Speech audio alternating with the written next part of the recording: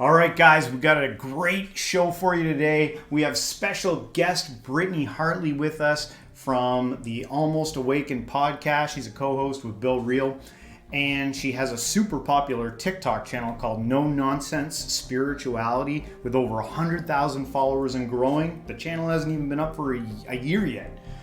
She's got like a load of credentials, which I can't even list them all. She's got so many. I know she's got a master's degree, a doctorate degree, and she's like also an ordained Sufi nihilism recovery coach, and on it goes. Yeah, deconstruction coach. We just found this person, you a little earlier than me, and I'm blown away by the content. Like this is a remarkable lady, so I can't wait to get into this interview. All right, so let's do it.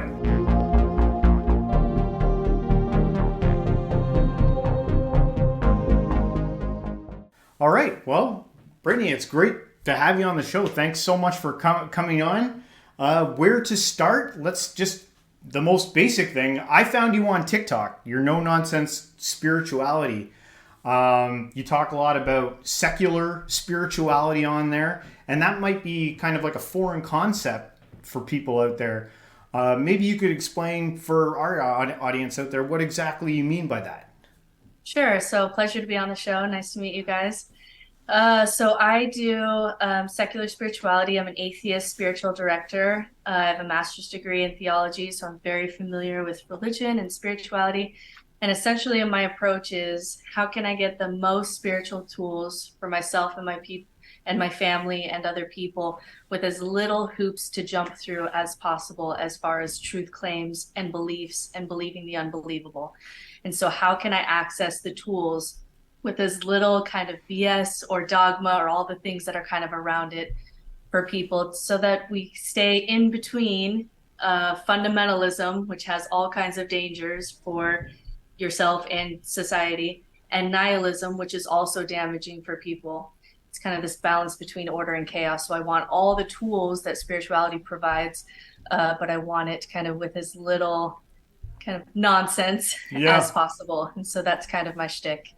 Like a more sophisticated way of navigating the progress through those stages, because in some sense I think that it's sort of healthy to enter into a nihilistic stage at some point when you've abandoned some of the more traumatic aspects of religion.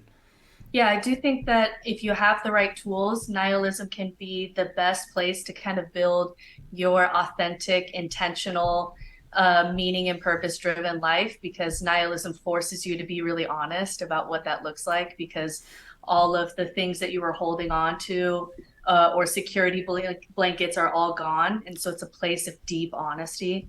And so I do think I really enjoy working with people who are kind of in nihilism and crawling out of that place, because it can be the best place to kind of build that foundational life. But without tools, it can be a very terrifying place. People describe it as being in a black hole where it's like you can't find any footing. How do I make sense of right and wrong? How do I raise children? How do I even know if it's ethical to even bring children into this world? How do I function in a world that just has no meaning and purpose? How do I make sense of a universe that doesn't care that I'm here? When you really get into that space without tools, you can get a kind of existential depression. We've lost people in that space. It's a suicidal place too.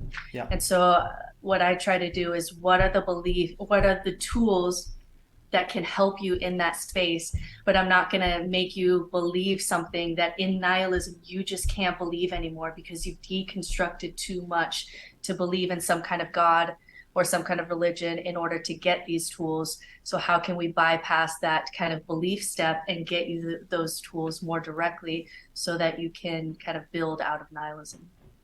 Beautiful. One of the things that kind of like attracted me to your content was the compassion that I noticed instantaneously, the way that you were talking about people who might be in some of those fundamental religious states or traditional religious backgrounds and stuff like that. Because on TikTok, there's many like live streams and people debating, and like they always have the head title over them that says like, God's not real. And it's like, come on here and fight me. And yours was more like, let's talk about it. More like, and And I understand like why, you know, you believe many of the things. I understand where you're coming from, which kind of leads me, I guess, maybe into my next question, which is this journey. Like you, it's to the extent of which you are comfortable sharing with us. I would love to know, because I found you relatively like last week, like very soon. I found you like last week, and I was like, wow, this is fascinating. Maybe you could tell us and our audience like where you've come from. How did you get to this point? Yeah. So I might not be as compassionate towards, people who believe different than me, or people with fundamental beliefs, if I was raised in a secular home and religion just didn't make sense to me. But I wasn't. I was raised as a Mormon, and I was an active Mormon, and I was a believing Mormon, and I was an apologetic Mormon at some point. And so that compassion to others really comes from a compassion, trying to have compassion for my previous self, because I never want to speak in such a way that my inner self is shamed by who I am now, because that doesn't feel very whole. That doesn't feel like it includes all of my story. And so my approach now, well, I'll go back to my story a little bit. So I was raised Mormon. I was kicked out of my home at the age of 16 for having sex. And it was pretty traumatic. And I had this really big thought at that age. I didn't really, you're 16 years old, so I didn't really understand how egotistical it was at the time. But I had this thought that if I could just figure out what was true, like what was capital T true, God, religion, the universe, whatever, I could build my life in such a way that I won't have these painful detours like the one that I was on. And so I really was a truth seeker. And so I started with Mormonism, that moved to like a nuanced Mormon, to like a mystic, to like open and relational and process theology. And I had all these stops along the way. But essentially, once I started deconstructing, it just didn't stop until I was in nihilism. And so the deepest hole for me of what that looks like, if I'm going to be open and honest and vulnerable here, the thought that really almost killed me was that if we don't have free will, and evolution is kind of this machine of violence where in order to live, you have to kill conscious life. There's something inherently violent about being alive. And if I have no free will, then the most ethical and moral thing to do is to withdraw myself from a system that I didn't consent into. And it was very hard to work around that thought. And I had young children, and I was very torn about all that. And I just had this sense of not wanting to consent to this life because there's no meaning, there's no purpose, and there's violence. And I didn't consent to this. And it felt a little bit like I was a robot. I was in a robot's body. This is where it got a little dissociative for me. But like I was in a robot's body, and the robot has to be violent. And if we were to kind of awake to being in that state, we would want to shut the robot down. And so these were deep philosophical places, deeply existential philosophical places. But because of my faith journey and going through theology school, that had completely shattered my belief in God, completely shattered my belief in any religion. And so people kept offering me, I understand you feel this way, but just believe in God, just have faith. I couldn't anymore. And so I was stuck without any tools there, because every kind of offering for help had beliefs attached to it that I couldn't believe. And so that tool I couldn't use. And so eventually I really made space. I really made sense of that space. And there's a lot of philosophy, Nietzsche, Camus, Dostoevsky. There's a lot of deeply philosophical shifts that really help you in that space. And I essentially rebuilt my life from the bottom up. So everything that religion used to give me in Mormonism, and there are good things. Like when you are a Mormon kid, that is a fantastic community to be raised in. You have identity and belonging and rituals and rites of passage, and you sing together and you serve together. And it's not that way for everyone. But for me, I missed all of that. And so I rebuilt every single aspect of spirituality that I used to have as a Mormon, but now outside of God and outside of religion, and found a beautiful, free, and intentional and love driven and purpose driven life on the other side of nihilism. So I have compassion for anyone on the religious spectrum between fundamentalism and nihilism, because I also personally made many stops along that line, and spent a lot of time all the way across the board. And so that compassion for me is self-compassion, that at all of those stages, I really was trying to do my best. And then you return to that connection to others and stuff through that compassion, it seems like, too.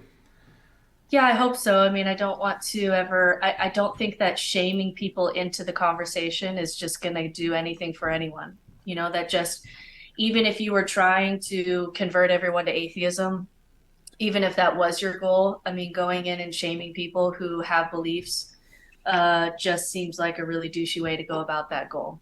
That's not, it's that, and you get this sometimes with, people will argue with me whether there's a culture of atheism, because some people say, oh, atheism isn't a culture, it's just you don't believe in God and there's no culture around it.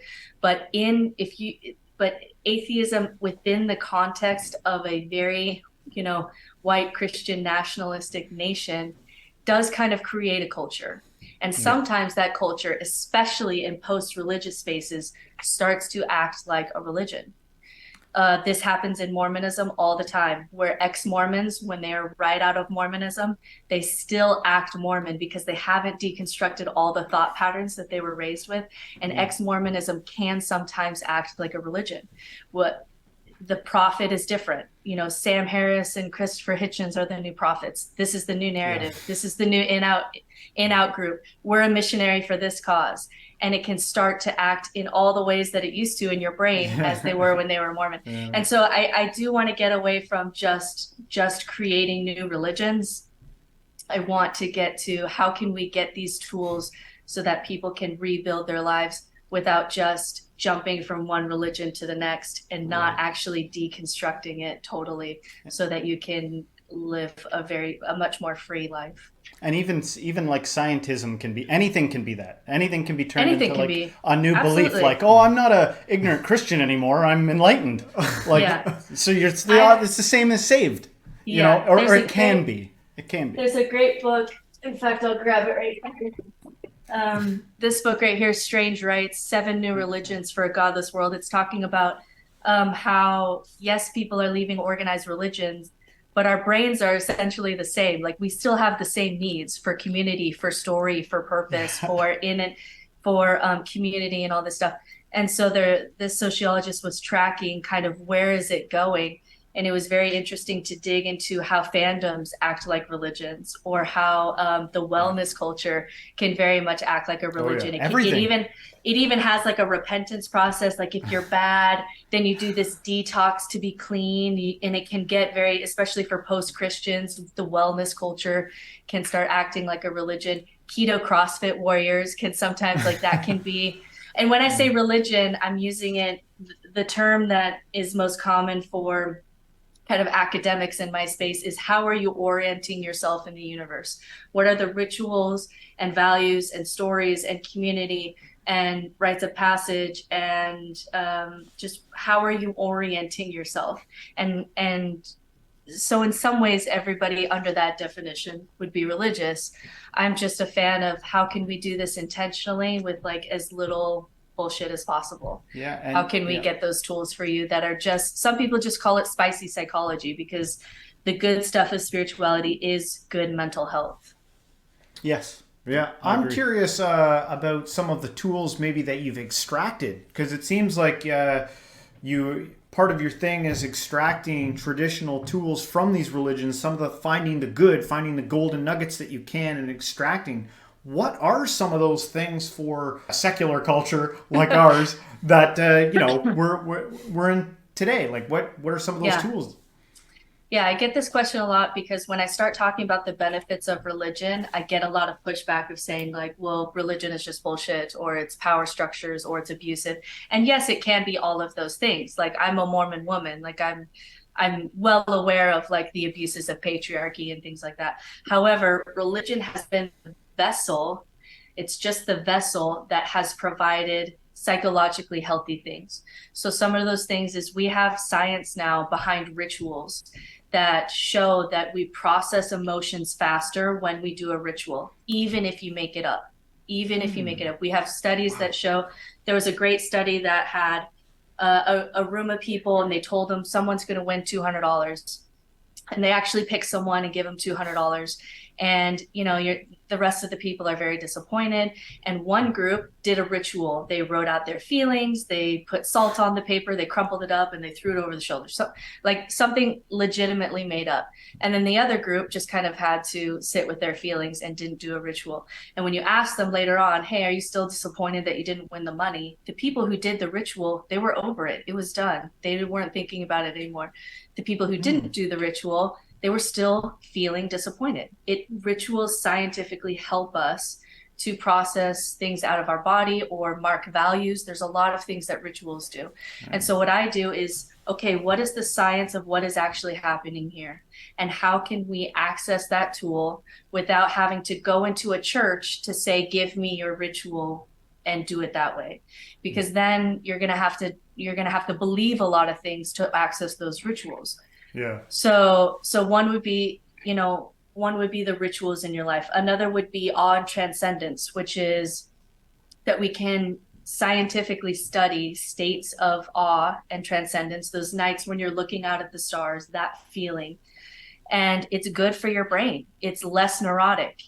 We can see in your brain, this is a good thing to experience this in your life continually. Now, the problem is, like, if you're an atheist, every atheist will say that they really enjoy the feeling of looking out at the night sky when you don't have a lot of light pollution and just contemplating just the beauty of being alive right now. Ask any atheist and they do that. But is there a day on the calendar where atheists gather to do that? No, right? And so that's the problem again, is that religion and the myths of religion were the vessels. They were always the vessels of providing these things.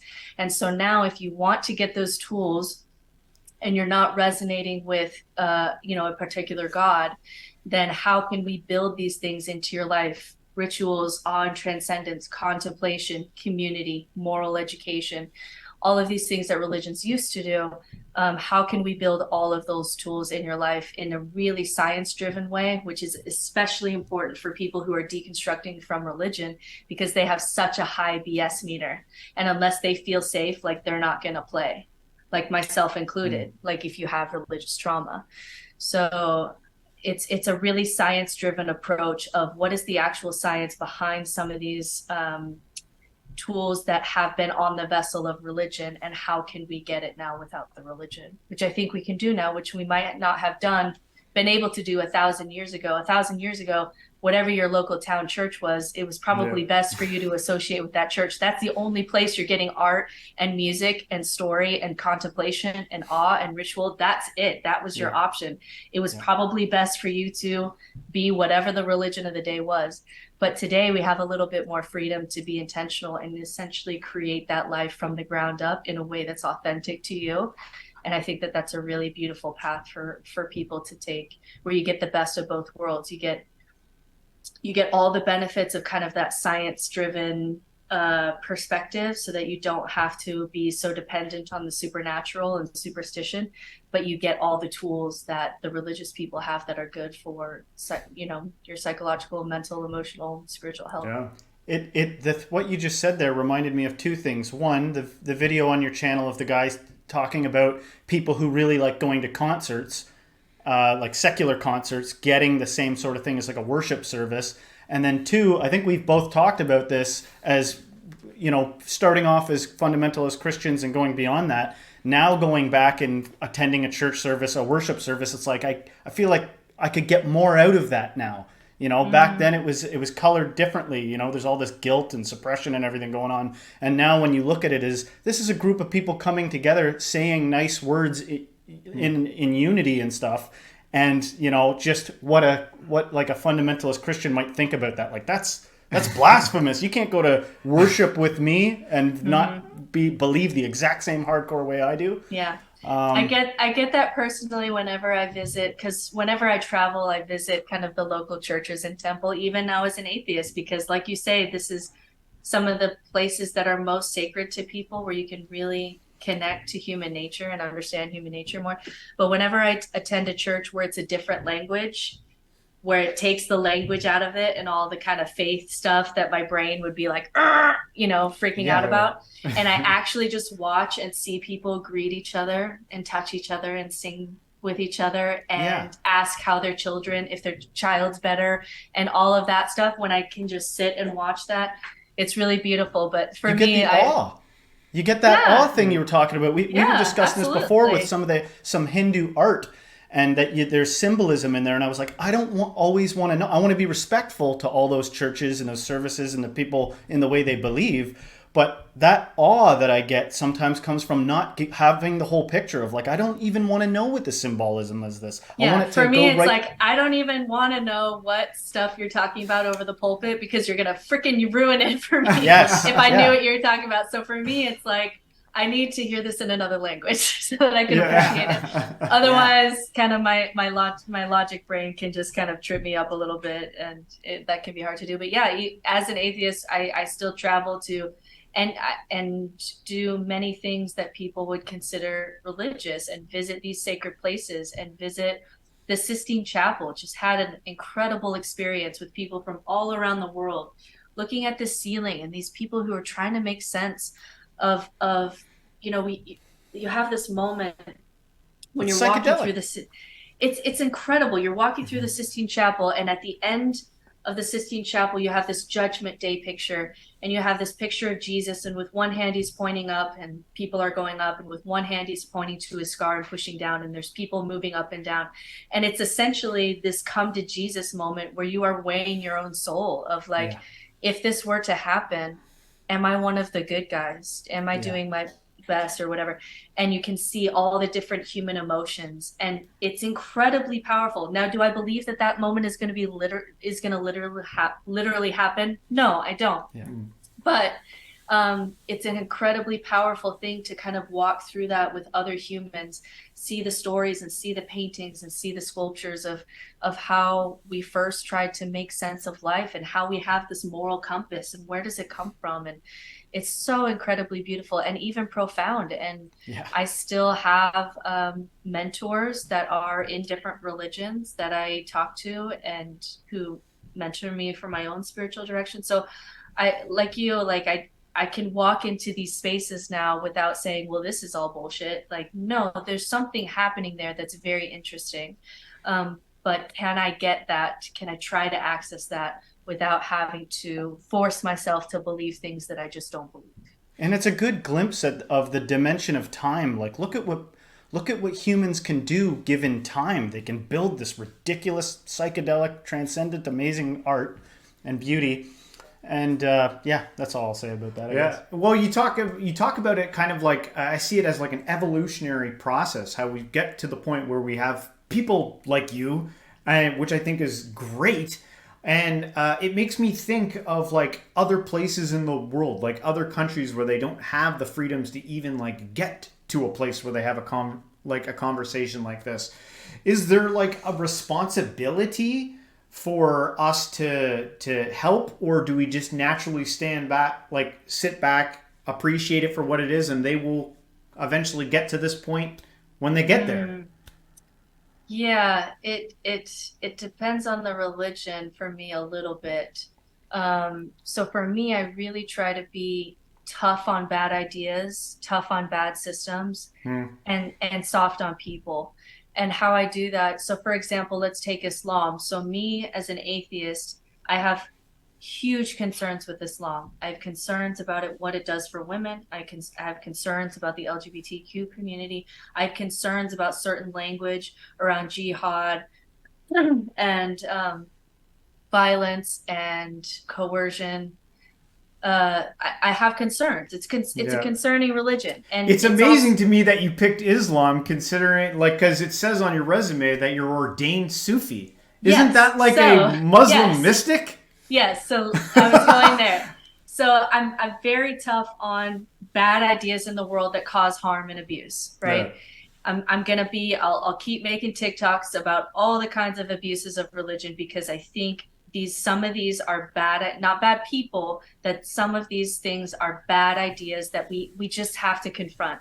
If you're going to bring this belief into the public square, if you're going to bring these ideas into the public square, not just leave them at home, if you're going to bring these ideas into the public square, they're going to have to be challenged because it's just too dangerous. Fundamentalism is just too dangerous and poses an existential risk to humanity. Like, we're just going to have to be tough on it. But like you said, I am an ordained Sufi. I have a Sufi mentor, and Sufism is the mystical branch of Islam. And I hang out with Christian mystics and Sufi mystics and mushroom mystics and atheist mystics. They all speak the same language, which is they don't care what you call God. They don't care about the truth claims. They don't care which religion is true. None of that. Mystics don't do any of that. What makes mysticism interesting is that they focus just on the experience of what people have called God. Yeah. Now, I might use the term collective consciousness or awe or states of transcendence or states of consciousness. You know, I may have more secular scientific language that just makes me feel more comfortable.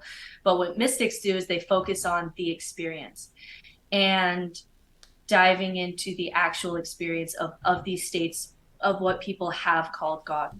Yeah. And so as far as, you know, what we do with other religions, I think we always kind of support the moderate voices in those religions, the people who are inside those religions trying to say, hey, let's stay away from this, like the Richard Rohrs of Christianity that are trying to say, hey, I don't think that, you know, maybe Trump is the best image of Christianity or whatever he's saying. Like, supporting those moderate voices within the religion that bring out the mysticism and the beauty, because there's a beautiful mystic branch for Buddha, for Jesus, for any of these people that is really profound and really life-changing.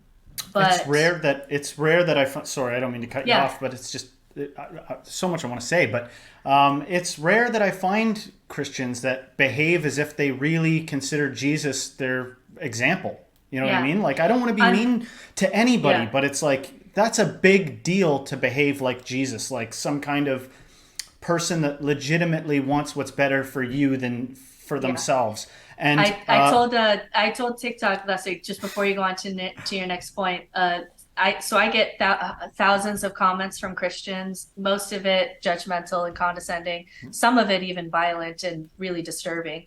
And I went on TikTok last week because I got one message from someone where I had to sit back and say, this was written by someone who actually wants to follow Jesus. And all they did was like, I mourn with, like, Jesus mourned with those that mourn. He sat with the marginalized. He was concerned about institutional power and what it did to people. And so when I got that one message of someone saying, I'm really sorry that the church hurt you. I'm really sorry on behalf of Christians, you know, kind of like what you're seeing on this. And I see what you're doing, trying to get spirituality to people who have been hurt. And I think it's a really beautiful thing. Like, just the essence of a Christ-like message. And of the thousands that I've gotten, only one I can say, this is someone who acted like Jesus. So in all of the religions, it's how can I support that guy? How can I support the guy from inside the walls who is doing the work of saying, this is good, Jesus. Like, let's focus on this Sermon on the Mount stuff. Yeah. And this over here seems to be institutional, political, bureaucracy, condescending bullshit. Like, that's what Jesus was fighting against, and we need to keep fighting that fight. So there's voices, there are people inside of every religion, Mormonism, Islam, Christianity, any religion, any path, who are doing the work of supporting what's beautiful about that religion and trying to show that this stuff over here is not good. We need to stay away from it. And so I think, as far as how do we, going back to your original question, how do we help the world with this process? It's how can we support either you being that voice in whatever circumstance you're in, whether you're in or out of religion, and then how can we better support those voices in the world? Yes, well said. And I watched that video that you talked about, that you found the one Christian that talk like a Christian. And by the way, I don't want to criticize like Christianity at large or say that like, or act like it's like ridiculous that people don't act more like Jesus. Jesus was an exceptional human. In a lot of ways, people are like, when they congregate and they get together and they've got jobs to go to and we live in a capitalistic society, on and on, it's like no wonder people are the way they are. But it's interesting when Jesus says like, don't build your treasures on earth and all this stuff. And I've said that to groups of people that are like believing and been scoffed at by like loving, you know, Christians like laughing at me. Isn't that so interesting though, that like when Christians play the persecution card, it was supposed to be for being that guy. Like if you are the guy in the church saying, hey, I'm seeing some stuff over here that would be like what Jesus would fight against, you're going to get some pushback from your own congregation. And that's what tells that you are actually being a prophet, because prophets in biblical history, desert fathers and mothers, they were kind of always on the outskirts of society, like 1 foot in, 1 foot out, and they were speaking truth to power. And you get pushback from your own community for doing that. Jesus, any of the prophets, right? And so when Christians say I'm being persecuted and that means I'm on the right path, no. That persecution only really counts as being on the right path if you're getting it from your own community. If you're getting it from outside, it's probably just because you're being an asshole. Remember that verse that said a prophet will never be accepted in his hometown or something like that? It was supposed to be within Christianity. If you're being persecuted within Christianity, I want to hear your story. Tell me about you. I'm super interested. If you're on TikTok attacking people and then saying, oh, when people attack me, I'm being persecuted, and so I must be on the right path. No. Like, you must understand where the persecution was supposed to be coming from. Yeah. It was supposed to be coming from within your institution. It's challenging to be alienated in that way. It's, you know, it goes against what you really want to do, which is, you know, connect with people and everything. And I had something else to say, but I forgot. I think it's just part of the bigger issue is fear. I can think, like thinking back to my own personal experience, fear is a big component to people getting to the point where you got to, or maybe we got to.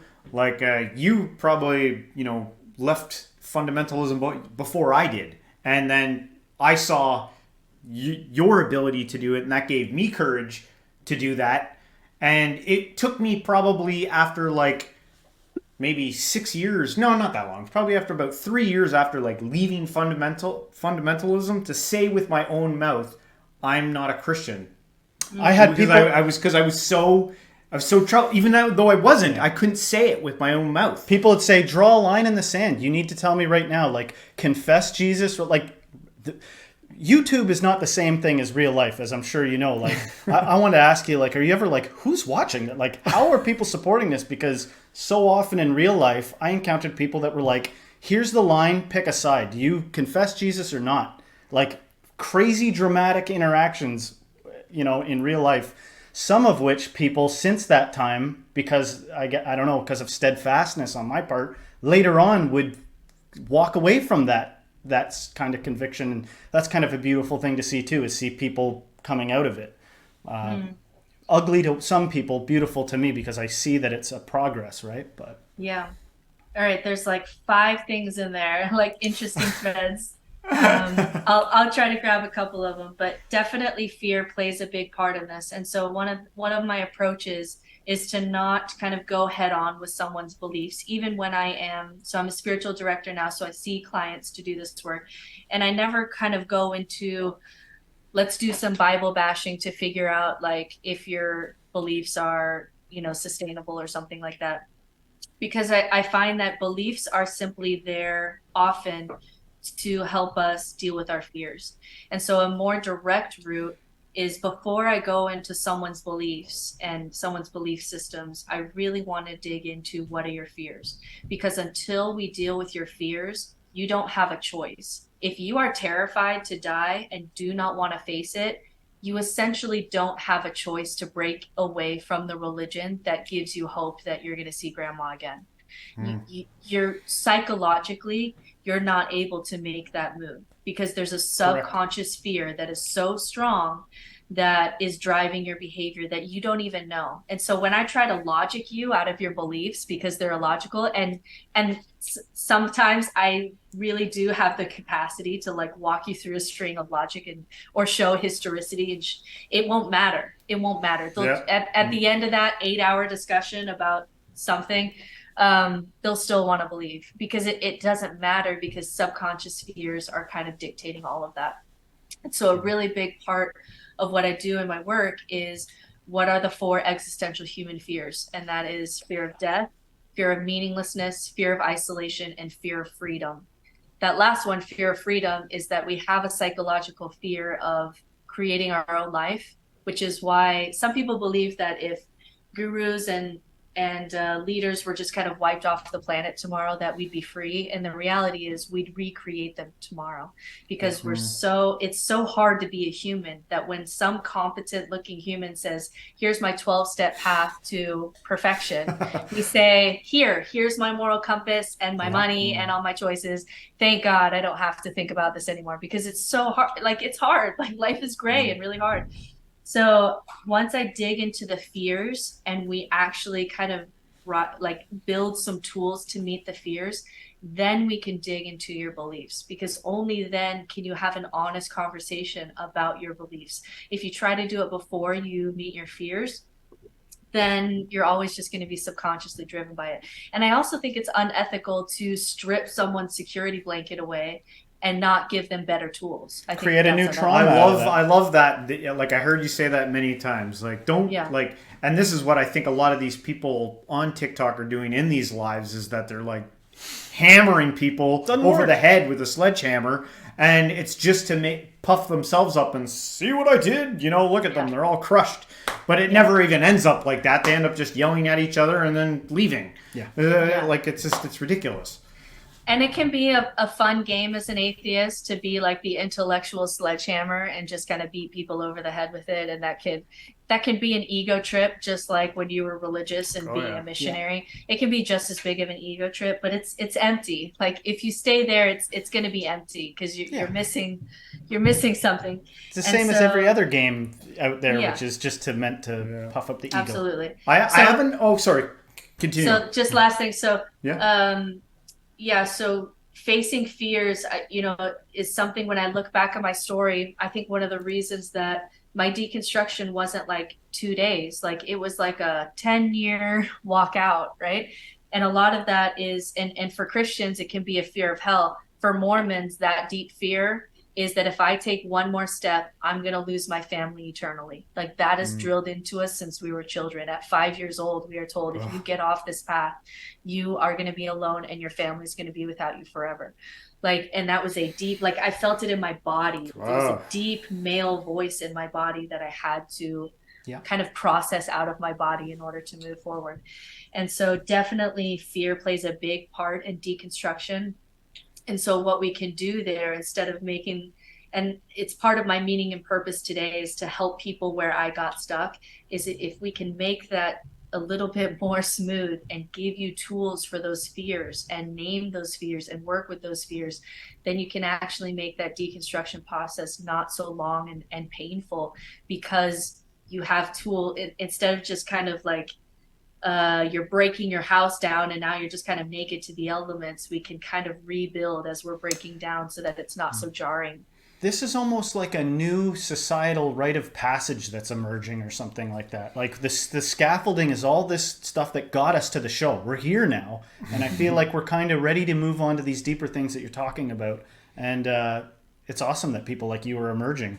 It's going to be super helpful. It's one of those things, though, like, I wouldn't be here if it weren't for nihilism, because I had no idea that atheist spiritual director was a thing. Like, who even heard of that? Like, what? Like, that's such a contradictory, like, title just in and of itself that confuses a lot of people.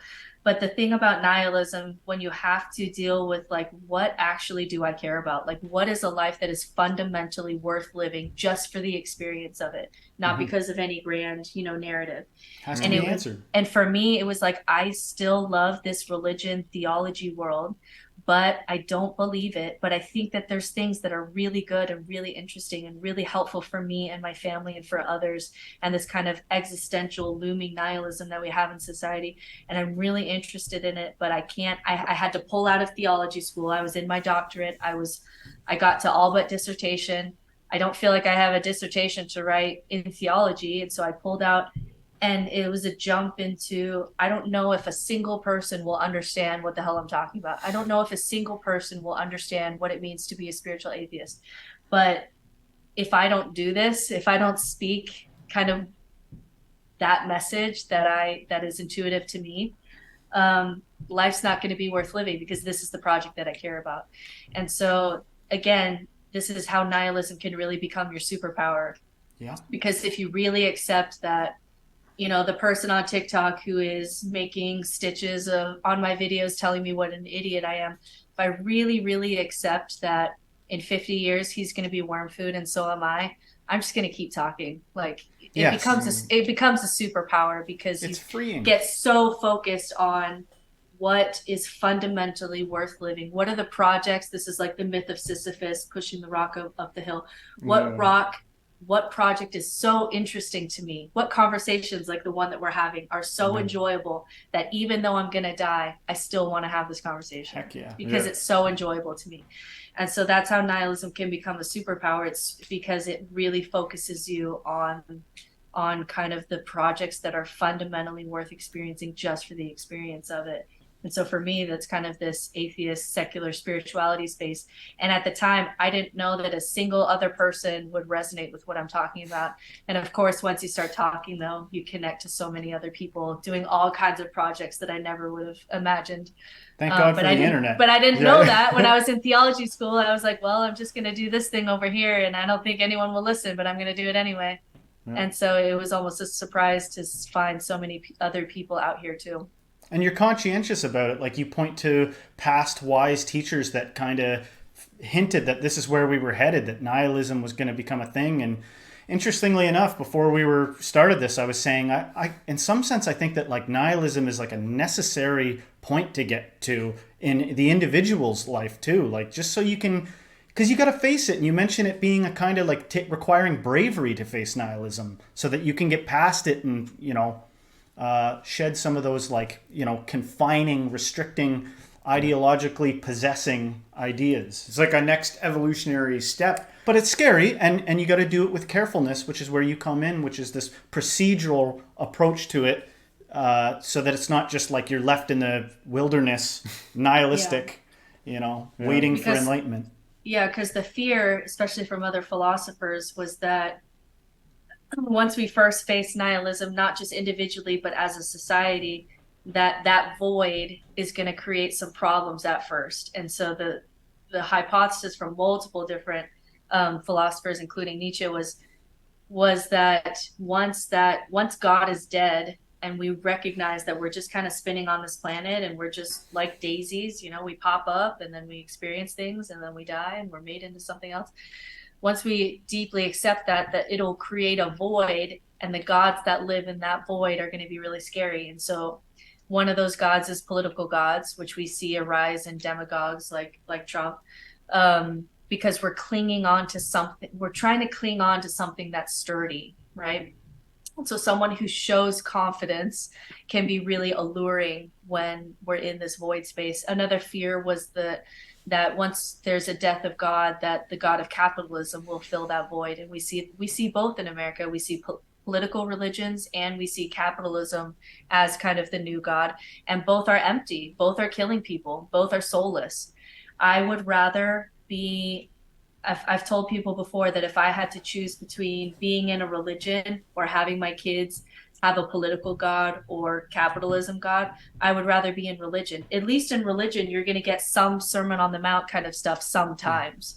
But these other religions that are filling this void sometimes don't have the soul and depth and opportunities for mystic paths that religions have had. And so they're scary. But like what you're saying, I think it's something that we're just going to have to go through. It's going to be some growing pains before we build the tools in society that help with nihilism and depression and anxiety and all these things. And it's happening, and I'm seeing hints of that, but we are very early in that process. We're very burning early. on all thrusters. Like Yeah. we're burning out this carnal karma, like late stage capitalism. In some sense, it's like, just get to the point in your life where you're completely hedonic and find that there's zero meaning in the saltiest, sweetest politicians that can capture your attention, shed all that, and then just get to a fascination with just straight up truth. What's actually logical and true and real, rather than this it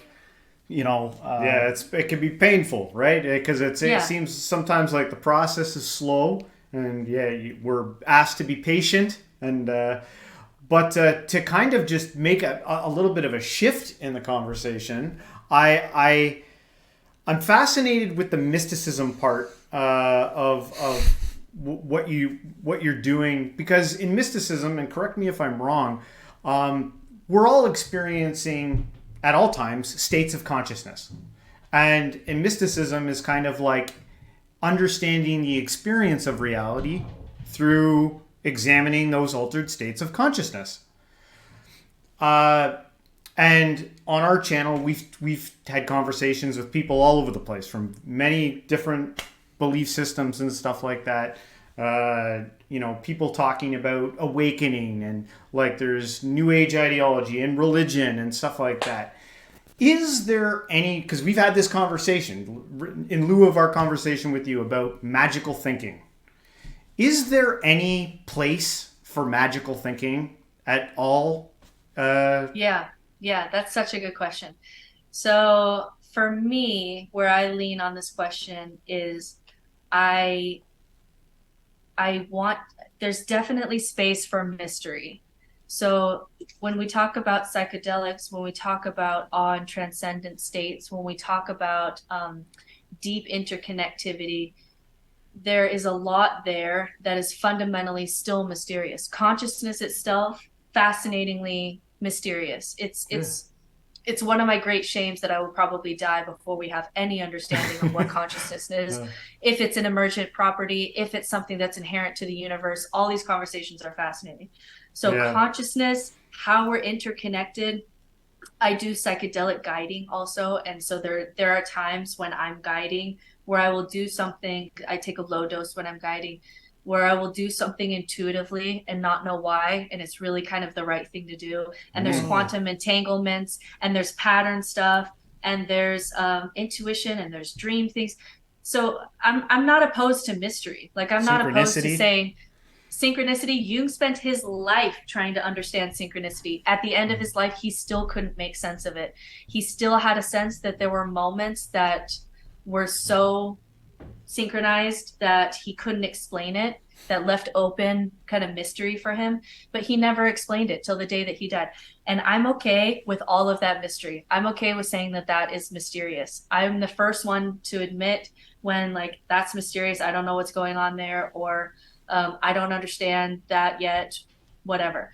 I think the move that we shouldn't make in light of mystery is saying, because this is mysterious, I can now fit my 1st century or 7th century God into that mystery, right? Because there's no reason to do that. There's no reason to say, when we're having these deep conversations about the nature of reality and consciousness and quantum entanglement and psychedelics, it fundamentally mysterious places.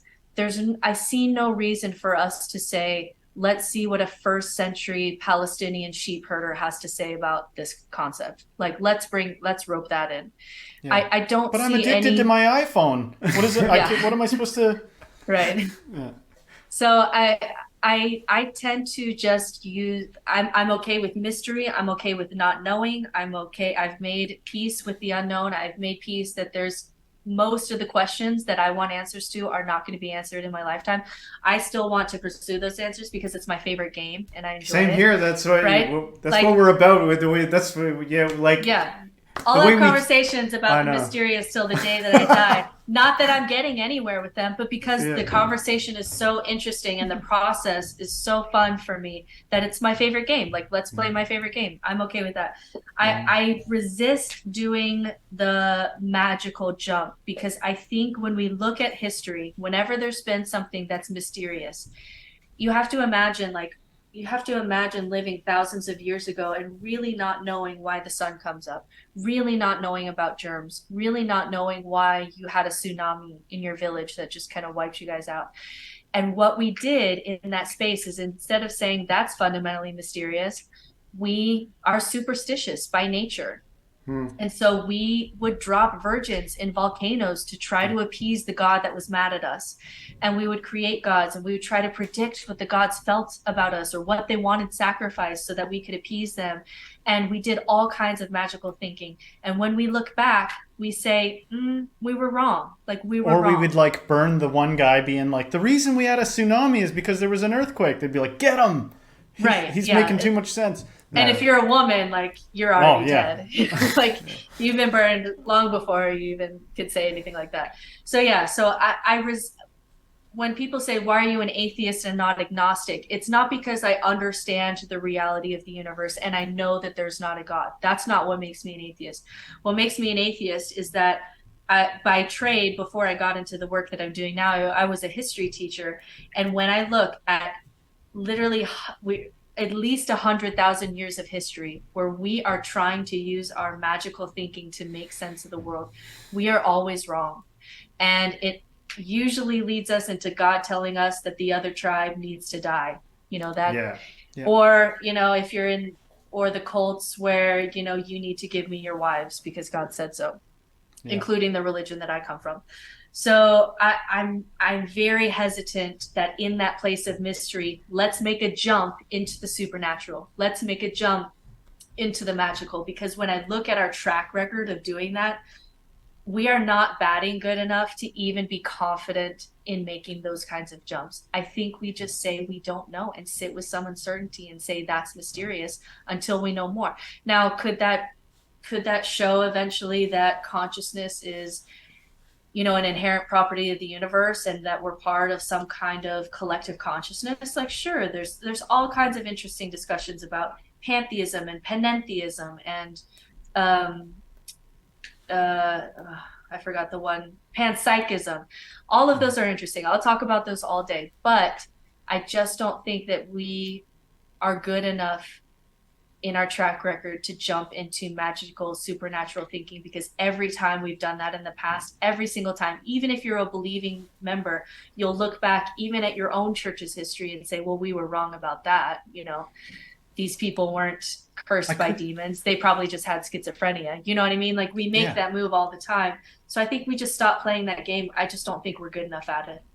I couldn't agree more with everything that you said there. And when you keep it at that level, you keep it playful and you keep it fun and engaging and not, you know, like the imagination's a pretty strong thing. Creativity and imagination, even if you were going to apply it to what you were saying about rituals, you know, like you're like, I feel like if I spin reverse 3 times and let go of this thing that was bothering me, you know, you can, you don't have to turn it into a whole belief, you know, if you hold it lightly. That's a huge game changer, especially if you're in nihilism, is because some people will feel like I'm just in a video game and I get up and I put on my character and I play my little stupid human games and we have stupid conversations and I have to go to work, and it can feel like you're kind of detached in this video game that you don't want to play in. That is ultimately meaningless and going to be unplugged. And that can be how it feels in nihilism. People will often even explain that that's how they feel. They feel like they're in the video game, or they feel like they're in the Matrix. They feel like they're in the Truman Show, on a track, and you just want to blow your brains out because it's just so absurd. And the shift, like you were talking about, is changing the nature of the game so that it's fun playing. And so that was a huge shift for me, is that I'm not just seeking truth. I used to seek truth because that's what I had to do for my identity to survive kind of the trauma of getting kicked out of my home. That was a trauma response. But now I do it because it's my favorite game. It's the levels of the video game that I want to play just because it's enjoyable. In the same way that we play video games now, not because it has ultimate meaning, but because we just enjoy that level. We enjoy that game. And so when you change your life to be the video game that you want to play and the levels that you want to play, that's when it shifts from I'm just putting on this character and playing this game that I hate, to I'm really enjoying this game. Like this conversation that we're having, this is one of my favorite levels. I'll do this till the day I die. Same here, and it's what keeps us coming back and doing this show, and we love it.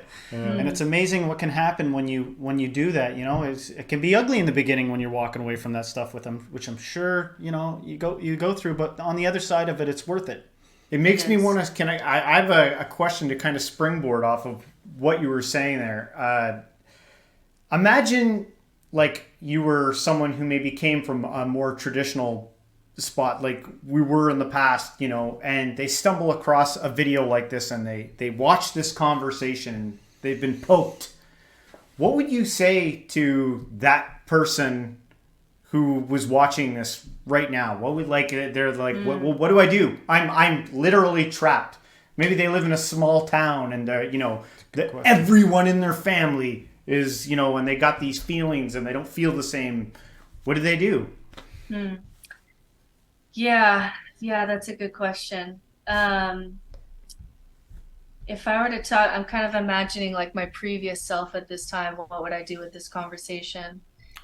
And so a lot of people will tell me, sometimes I'll have long form conversations with Christians. And when I get down to the end of it, we're kind of playing chess. I'm taking some pieces off the board that I can just prove that are wrong or whatever. And at the end of the day, they'll say, well, if I die and I'm wrong, I lose nothing. This is a very common argument that I get from people. Yep. I lose nothing. And if you're wrong, you go to hell.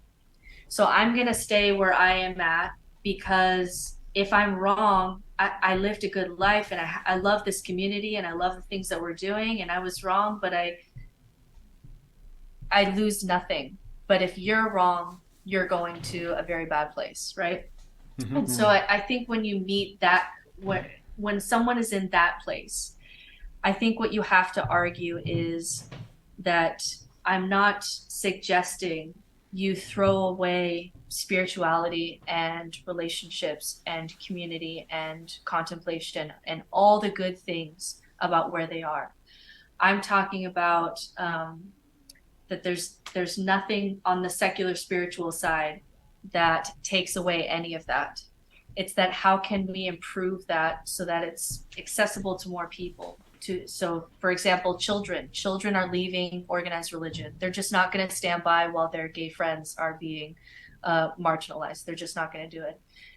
And so I think I would argue that it's the other way around, that if you're wrong, if you're deep into your religion and you're wrong, you're going to spend your whole life talking and singing and working towards the next life.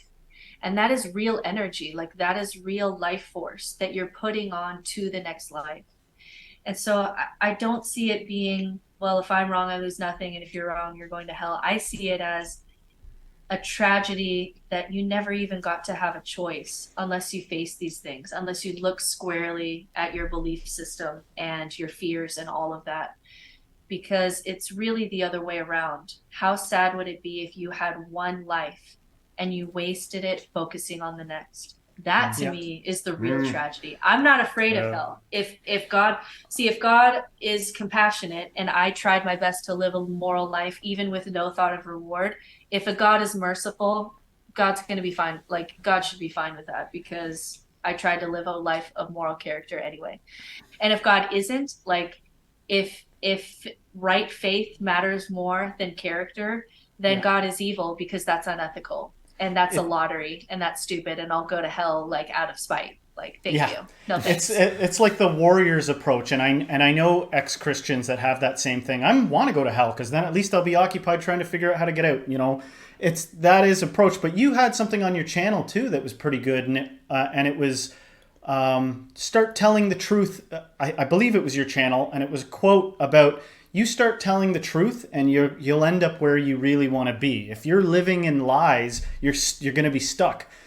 So for that question about what do you do about the person that's like, I'm trapped, just start telling the truth of your thing, and it'll like push you out like a sliver into the life that you want to get to in some sense. Telling the truth is the way to get from where you are to where you want to go, and that's what creates a path for you.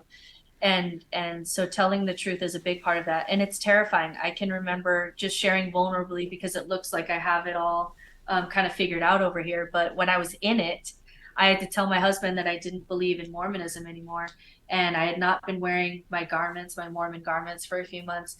And it was so terrifying in that moment of wanting to go back to where my marriage used to be, that I remember putting my garments back on because I Yeah. just fundamentally wanted to go back to where it felt safe, because it was so terrifying. I thought I was going to lose everything. I thought I was going to lose my marriage. I thought I was going to lose my family. I had Yeah. lost my career. I couldn't teach seminary anymore. I wasn't allowed to speak at church anymore. There was a moment when I truly had lost everything. And so when people are looking at this and they're saying, well, I don't want to go down that path because I don't want to lose everything either. Any person who has gone through this journey and made it to the other side will say that on the other side of that fence of losing everything is where you really gain it all back. So now I'm in a career that I love, that is authentic to me, which I didn't have before when I was in my doctorate program. Now I have deep, deep, intimate relationships where I don't have to pretend to be Mormon woman in order to have really intimate relationships. My marriage deepened and was able to survive, and I have kind of space to be who I am in my own marriage. I took my kids out of church. They're adopted. They're brown. I didn't want them ever reading kind of some of the racist stuff in Mormonism, so I do church at home with my kids, and we do it every Sunday. We did it this morning. And so once you rebuild these things from a place of true authenticity and intention, the life on the other side of losing everything is a life worth being alive for. Like, it's It a gets life deep. worth living. It gets It deeper. gets so much better. Like, yes, I lost a lot in that moment, but the relationships that I have now are so much better. The career I have now, so much better. The inner peace that I have, because I'm not dealing with cognitive dissonance or my fears, so much better. Dealing with trauma and not having to think, is God punishing me, or do I need to fast, and like all those mental mind games, I don't have to play those games anymore. So I just tell people in that space that I know what it's like to look at this path and say, I don't know if I want to do this because it looks really scary. But you have this one life. Like, you just have, this is the one life that we know about. Yeah. Maybe something happens, whatever, but this is the life that we know about. And why not live really the most intentional, deep, authentic life you can? And that's going to require a tough journey, and you're going to hit rock bottom, and all the parts of the hero's journey are going to have to happen.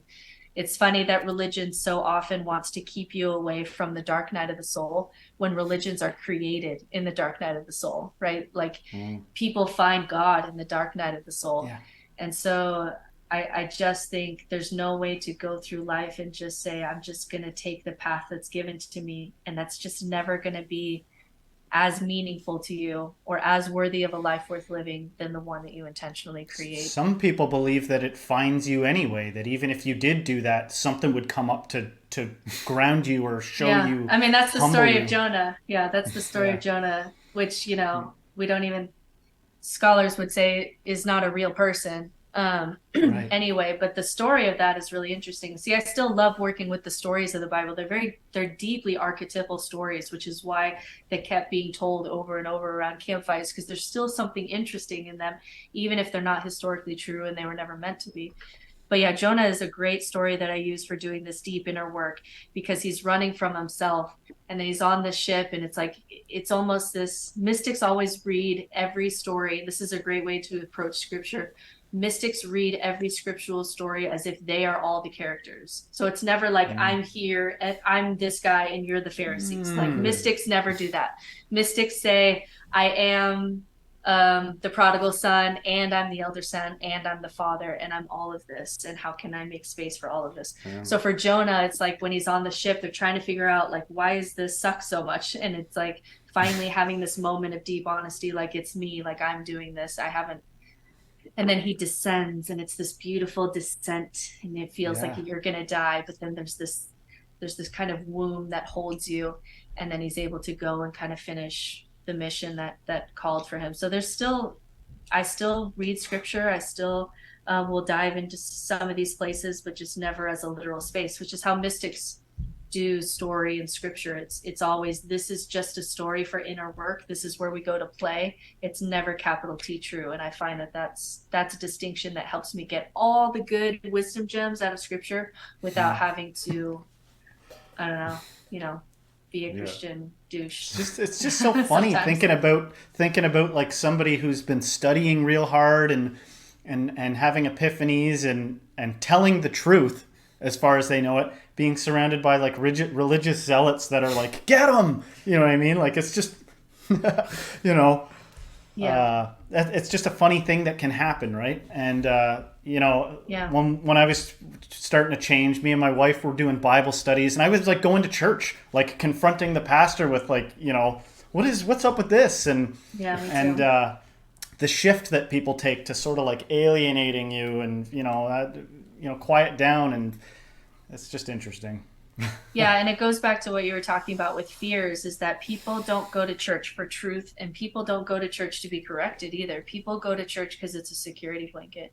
And it's when we look at this psychologically and sociologically, especially in Christian churches, there's kind of this call and response where a pastor will kind of ask a question, and we all know the answer that we're supposed to say, and we kind of give the answer. And it's this, and there's always like, we're the good guys, and these are the bad guys, and this is how the world works. And so when you go, we're not going for truth. We're going because when I go to church, I get the sense that I understand how the world is working, and I get this kind of ritual of call and response, and I feel like I'm on top of it. I feel like I have what's going on. I feel like I'm on the right side of things. I feel good. And so when you go in to your Sunday school and say, well, like, what about this genocide? Like, I'm having a hard time with this. It's like, no.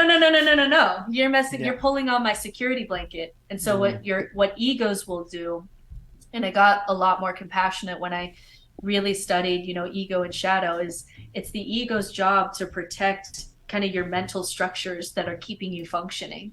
And so as soon as someone starts tugging on your security blanket, which has your identity and your meaning and your purpose and your community and everything, like it has everything, your foundation of life, the ego has to stand up and fight you and call you a sinner and do what it does. Resort to cheap social tactics like this guy's saying this, and like scoffing and stuff like that. And you're like, I thought that you were like above that sort of stuff. Where's all the compassion? Where's all the empathy gone? And it almost turns into like, this guy's flipping tables and acting like Jesus. Let's crucify him. Like, when you look deep down, how does that make sense? I know, when you look deep down into it, though, they really don't know how and why they're having that reaction, because really it's their ego that's going out to play defense because they can sense there's something about this guy that is unsettling to me mentally, and your subconscious knows there's something about this guy that could really cause a problem for what's going on here in my brain. And so it will start attacking like that, and they really won't understand why, especially if they've never done deep inner work or contemplation where they know that they have an ego, or they know that they are not their thoughts. Like, if you haven't even done that work, it's just reactionary, and in some ways they can't even help it. And so a lot of that has to do with how egos show up. So when you're in these conversations, the hardest part is that the person who is still in the religion, their ego is defensive because they're sensing there's something dangerous here. But the person who's going through the deconstruction, their ego wants to be validated. Like, hey, I'm doing something really hard over here, and I think it's brave, and I think it's good, and I'm trying to do the right thing, and I'm being totally, for lack of a better word, crucified out here. And I need some empathy and compassion. And that person's ego is dying for validation. They're fighting every moment to be validated because they just want validation that they're not broken, right? That these pains, that they're just not fundamentally broken. And so when you have a conversation where one ego is playing defense and one ego is dying for validation, that's going to be a blow-up conversation. Brutal. It's brutal for everyone, though. It's brutal for both sides. It's painful for both sides. And so learning how to communicate around each other's ego is the only way that you can kind of get that human to human connection when you're in these places where your egos are fighting. Yeah, very good. Yeah. Well, Brittney, thank you so much for coming on here and telling us all this stuff and telling us about your channel. I was wondering, as kind of maybe just a last thing, maybe you could tell our audience where they can find you, what you got going on, all that good stuff. Yeah, so my tag is no nonsense spirituality on most of social media. And my website is no nonsensespirituality.com. I do have courses on there. So I have like a spiritual reconstruction course, or I have a nihilism course where I go over all the tools that I use with my clients. Some people kind of want to do that personally before they kind of can trust to do that in conversation. And I have just lots of courses on there that you can check out. I do coaching, but I can never have enough scheduled hours to make everybody happy. So if my coaching hours are full, then I encourage you to check out some of my courses. If not, you can try to get a coaching slot too and have one-on-one conversations. And then I do podcast at the Almost Awakened podcast, and I do it with another ex-Mormon, and we're talking to people like Nick Jenkel, who's the author of The Spiritual Atheist, and I talked to the Humanize Me guy, what's his name, Bart Campolo, who does the Humanize Me podcast. Just anyone that I can. I'm talking. You got the Naked Pastor coming up, right? On Tuesday, I have the Naked Pastor coming on to talk to us about his cartoon. So I'm like you guys, I just enjoy the conversation, and anyone in this space who's trying to make sense of science and spirituality, any intersection of that are the people that I bring onto the show and the conversations that we have. And so you can check out that podcast for just a lot of free content, and then coaching and courses. And someday I'll write a book, but I'm working on it, but it's not quite there yet. And and we then, look forward to that. I do TikTok the most now. I just found it a couple months ago. You're killing it. You're crushing it on TikTok. I didn't even know. I literally, until like 3 months ago, I thought it was teenagers dancing. Like, I just thought it's a very educational app. I quite enjoy it. Now I can't go back to the other one. So I do try to hang out on TikTok when I can.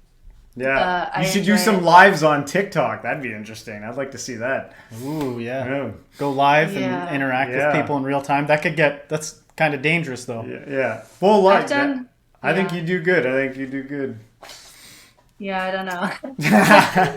I like to screen. I don't know. I do like to sometimes screen people that I talk to, because I just want to make sure it's a productive conversation. And so if someone... Yeah. I get a lot of people who want to talk to me, and I just know that they're just going to quote a scripture at me that I'm going to understand that scripture more than they do, and it's just going to be such a hard conversation if you can't give me anything there. And so I don't know. I'll have to think about that. But yeah, I have been hanging out on TikTok lately, and I don't know how to make short TikToks. My TikToks are like 5 minutes long, and I will not stop, and I will never stop. Yeah. Heck yeah. Maybe that's like maybe that's the history teacher in me, but these short 45-second ones, I wish I could do more. But I am just a long-winded person, and my voice is very verbose. So it's gonna be a couple minutes long. Yeah, there's definitely an audience there for it, man, because they're watching them. That's how I found you. So yeah, it's definitely working. But anyway. Thank you so much again. It's great. Awesome. Such a good conversation. Thanks, guys, and big support to what you guys do and the conversations that you're having on your end.